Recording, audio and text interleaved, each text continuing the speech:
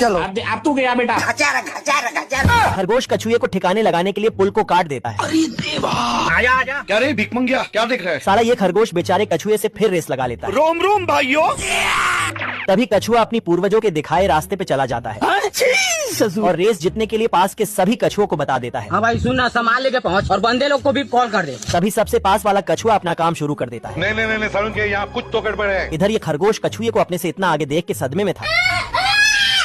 ऐसा कैसे हो सकता है? हमारे यहाँ ऐसा ही होता है। अरे दादा रे। तभी ये खरगोश इसका खोल उड़ा के चल देता है, पर कुछ ही दूरी पे दूसरा कछुआ इससे पहले आगे आ गया होता है। चीटिंग करता है तू। बेचारा खरगोश जितना भी आगे जाता, पर कछुआ इससे पहले ही वहाँ पहुँच जाता था। एक करे भाई, एक करे। तभी खरगोश कछुए को रोकने के लिए रास्ता ब्लॉक कर देता है। मस्त प्लान। ये कैसे हो गया है? थक हार कर खरगोश पुल ही उड़ा देता है, पर इससे भी कोई फायदा नहीं होता है। बाबू। तभी कछुआ रेस जीत जाता है जय हिंद दोस्तों। और सारा पैसा पलटन में बांट देता है। हे प्रभु।